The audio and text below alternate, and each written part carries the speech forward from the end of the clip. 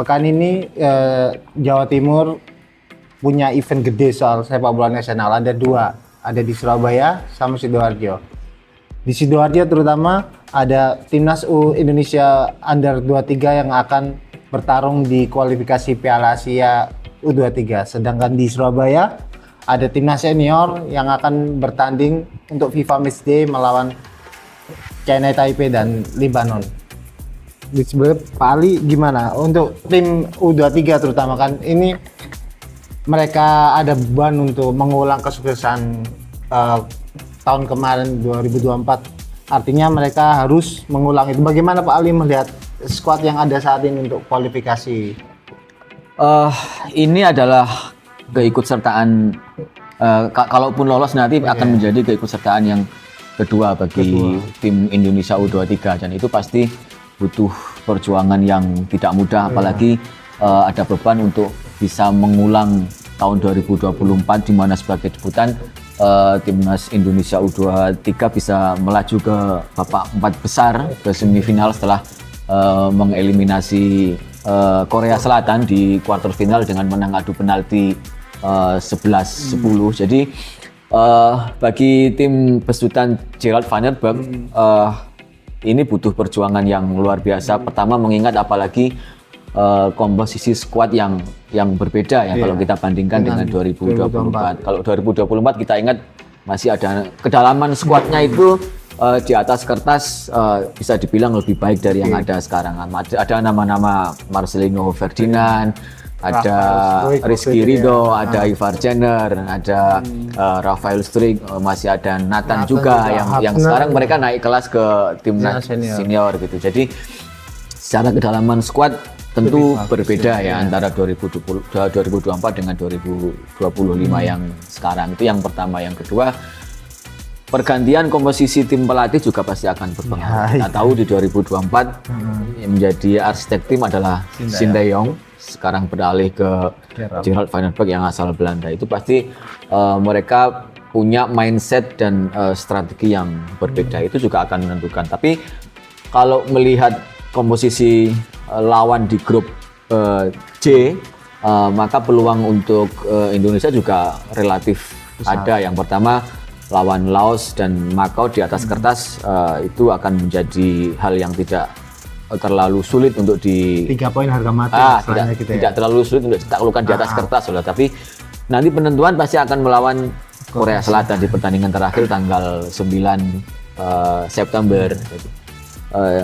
Kualifikasi U23 ini kan dibagi 11 di 11 grup di 11 negara.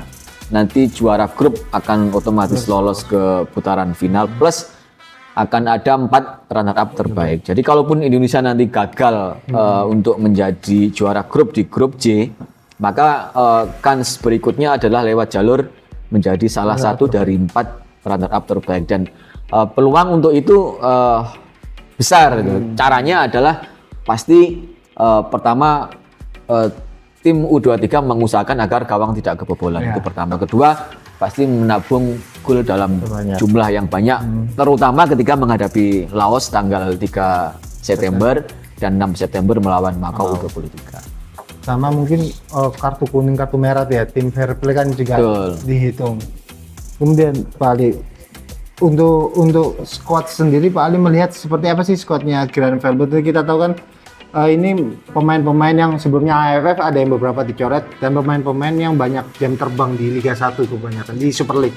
Gimana Pak Ali melihat squad ini sekarang? Di atas kertas kita punya keuntungan bahwa mayoritas pemain yang ada sekarang itu adalah pemain-pemain inti di klub masing-masing di Super League. Khususnya kan sekarang ada regulasi setiap klub harus memainkan satu pemain di bawah U23 minimal 45 menit, dan tim yang ada sekarang adalah pemain-pemain yang menempati di posisi itu. Jadi seperti Kakang, Arhan Fikri itu adalah pemain reguler di klubnya masing-masing. Itu satu keuntungan. Tapi lagi-lagi kalau kita bandingkan dengan 2024, maka sekarang kalau tidak salah hanya tersisa 3 atau 4 pemain yang main juga di 2024 dan sekarang masuk di skuad 2025. Ada nama Arhan Fikri, Doni Tri sama Raihan Hanan itu menjadi backbone lah di tim sekarang. Dan satu pemain yang patut kita sesalkan tidak bisa main adalah Ahmad Maulana yang kemarin tampil bagus di Piala AFF U23, tiba-tiba mendapat musibah cedera sampai akhir musim karena cedera ACL. Jadi itu juga pasti akan berpengaruh kepada performa tim, karena kita tahu selama ini Maulana adalah menjadi salah satu andalannya dari Coach Gerrard, karena kemarin kita lihat di Piala AFF U23 dia selalu menjadi pemain inti gitu. Kemudian kan kalau saya melihat lini depan harusnya di situ ada 2 striker diaspora yang masuk. Jens Reven yang sudah beberapa kali ikut dari U19 juga, ada nama Matteo Ziegler. Artinya sayangnya Mauro ini gagal tampil karena terlambat dinaturalisasi. Kalau Pak Ali melihat hanya ada sosok Jens Reven di depan ini seperti apa, Pak? Saya melihat itu juga menjadi persoalan tersendiri ya bagi daya gedor tim U23, karena kemarin memang rancangan awalnya Mauro Ziegler itu dipadukan untuk berduet sama Jens Reven atau pemain-pemain yang lain seperti Hoki Caraka yang masih masuk, tapi ternyata tidak nutut untuk didaftarkan, sehingga malah terakhir Mauro akan tampil di timnas senior yang di FIFA Matchday. Jadi sekarang pintar-pintarnya saja Coach Gerrard nanti untuk bagaimana meramu ya pemain yang ada ini untuk bisa menghadapi 3 lawan di grup C, terutama yang paling berat pasti Korea Selatan. Apalagi ada dendam untuk membalas ya Korea Selatan. Korea Selatan pasti ingin revans dari hasil 2024 yang bagi mereka pasti sangat menyakitkan, menjadi salah satu tim unggulan kalah dari tim debutan Indonesia di babak perempat final. Itu pasti masih ada di ingatan mereka. Untuk ngomong soal Mauro yang sekarang bergabung dengan tim senior untuk FIFA Matchday, paling melihat hadirnya Mauro setelah timnas senior kehilangan oleh Rumania ini seperti apa? Apakah ini angin segar bagi Patrick Kluivert untuk lini depan? Dicoba ada striker baru ini atau seperti apa, Pak? Kalau oleh Romani kan kita sudah tahu ya kualitasnya. Ya, debut langsung nyetak gol, kalau nggak salah 3 pertandingan berturut-turut dan nyetak gol. Kalau Mauro ini kan kita belum tahu. Nah, nanti ya itu salah satu hal yang patut kita tunggu nanti di FIFA Matchday ketika timnas senior kita melawan Taiwan sama melawan Lebanon. Semoga saja dengan usia yang baru 20 tahun Mauro bisa mengatasi segala tantangan yang ada untuk membuktikan bahwa dia memang layak untuk dijadikan WNI dan membela timnas Indonesia. Gitu. Terus ngomong-ngomong soal timnas senior, kan ada FIFA Matchday, harusnya Indonesia melawan Kuwait tanggal 5. Kemudian Kuwait membatalkan diri, kemudian diganti oleh Chinese Taipei. Kalau Pak Ali melihat, apakah ini kerugian? Karena kemarin saat latihan perdana Patrick Kluivert ada melakukan kekecewaan karena dari gaya bermain pun berbeda, karena di nanti putaran keempat kualifikasi Piala Dunia kita melawan 2 tim Timur Tengah, Irak dan Arab Saudi, yang notabene cara bermainnya Timur Tengah banget gitu loh. Dan kemudian datang Chinese Taipei yang sangat jauh, apalagi Chinese Taipei bahkan hanya membawa pemain-pemain mudanya karena mereka persiapan untuk lawan Thailand. Bagaimana Pak Ali melihat ini? Apakah kecewanya sama kayak Patrick Kluivert atau seperti apa? Kalau bisa dikatakan bahwa ini memang meleset ya dari rencana awal, karena yang kan memang tujuan utama menghadapi Kuwait sama Lebanon kan sebagai proses adaptasi atau penyesuaian kita nanti menghadapi tim-tim Timur Tengah, Arab Saudi sama Irak nanti di putaran keempat pada Oktober. Akan tetapi seperti kita tahu tiba-tiba Kuwait secara sepihak gitu ya membatalkan untuk datang, dan penggantinya hanyalah tim peringkat 172 dunia di ranking FIFA sekarang, Chinese Taipei atau Taiwan lah kita sebutnya. Itu pasti ya hal yang sangat tidak diinginkan oleh tim pelatih, karena pasti efek dari menghadapi Kuwait dengan menghadapi Chinese Taipei atau Taiwan pasti akan berbeda. Gaya permainan mereka juga masih berbeda, dan apa yang diinginkan output dari melawan Kuwait pasti nggak dapat ketika hanya menghadapi Taiwan. Akan tetapi masih ada satu melawan Lebanon. Lebanon tidak bisa dianggap remeh karena secara ranking FIFA juga ada di peringkat yang tidak jauh berbeda dengan Indonesia gitu. Lalu Libanon juga baru saja kemarin secara mengejutkan dalam uji coba non FIFA Matchday mengalahkan Qatar 1-0. Qatar ini kan tuan rumah nanti putaran keempat. 24 Agustus kemarin. Makanya menang 1-0. Itu kan berarti Libanon tim yang sangat layak untuk dijadikan sparring partner ini bagi timnas Indonesia untuk menghadapi putaran keempat. Uniknya salah satu pemain Libanon adalah pemain Borneo FC. Betul, backnya. Iya, Bakir itu. Artinya Libanon ini tahu luar dalam Indonesia lah nantinya. Betul. Pasti Indonesia juga sangat-sangat menguntungkan ketika lawan Libanon ini harus dijadikan Patrick Kluivert sebagai bahan pembelajaran juga lawan Libanon.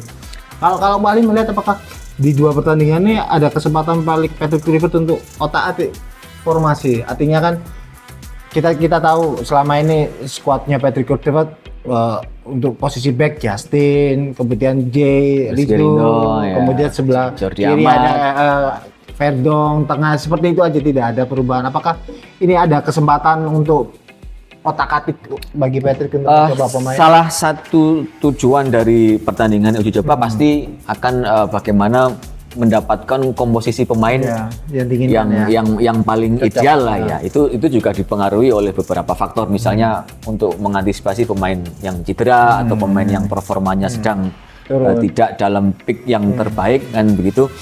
Pasti nanti Kluivert akan memanfaatkan pertandingan melawan Taiwan sama Libanon untuk itu. Nanti bagaimana, apalagi kan ini praktis waktunya tinggal 1 bulan. Nanti main pertama kita tanggal 8 lawan Arab, kemudian 3 hari berikutnya melawan Irak. Itu kan sangat menentukan. Jadi ya mudah-mudahan saja, kita juga berharap setelah ini tidak ada lagi kendala-kendala seperti pemain cedera atau yang lain-lain, sehingga nanti ketika kita turun di putaran keempat benar-benar bisa tampil dengan performa terbaik. Atau kalau ada keajaiban misalnya tiba-tiba Oktober oleh Romi kalau ada keajaiban lah ya, tapi secara medis kan kemarin dibilang akan sangat berat untuk bisa tampil di Oktober. Kenapa saya tanya soal otak-atik? Karena ada satu nama muncul yang lepas dari peredaran yang tiba-tiba dipanggil Patrick Kluivert, namanya Adrian Wibowo. Adrian Wibowo ini sempat mengejutkan ketika masuk ke tampil di MLS pertama LAFC, Los Angeles FC tampil. Mereka menyebutkan bahwa wah ini the next American player, padahal dia ada darah Indonesia. Dia pernah membela bapaknya disebut sebagai orang Surabaya kalau nggak salah bapaknya. Makanya kan, tapi Andian kagetnya tuh dia mau dipanggil timnas Indonesia, artinya berarti ada kesempatan dia dimainkan besok untuk FIFA Matchday. Kalau Pak Ali melihat ini apa? Kesempatan apalagi usianya masih muda bisa. Makanya kalau saya pribadi itu pertandingan besok tanggal 5 ya, tanggal 5 sama 8 itu ada 2 pemain yang saya pribadi sangat menunggu untuk bagaimana melihat performanya. Yang pertama pasti yang kita tadi sebutkan Mauro lah. Mauro sebagai pemain muda 20 tahun dari strikernya Volendam, sekarang klub Eredivisie. Yang kedua, saya ingin kita semua pasti penasaran ini bagaimana ini si Adrian Wibowo, karena selama ini kan kalau kita bicara pemain naturalisasi yang lahir dan besar di Belanda itu pemberitaannya kencang sekali sebelum dia menjadi WNI. Tapi kan sekarang tiba-tiba muncul nama Adrian Wibowo yang tiba-tiba masuk dalam daftar yang dipanggil Patrick Kluivert. Dan Adrian masih berusia 19 tahun. Dia bermain sebagai pemain sayap gitu. Kalau kita ngecek di Wikipedia itu tahun lalu dia di MLS Next Pro itu di bawahnya MLS yang tim reserve-nya itu. Dia tampil 23 kali dan mencetak 10 gol. Nah, sebagai pemain sayap itu performa yang sangat bagus, apalagi dengan usia yang masih 19 tahun. Nah, artinya jadi, Marcelino nggak bisa tenang-tenang lagi ya. Nah, Marcelino punya pesaing baru ini.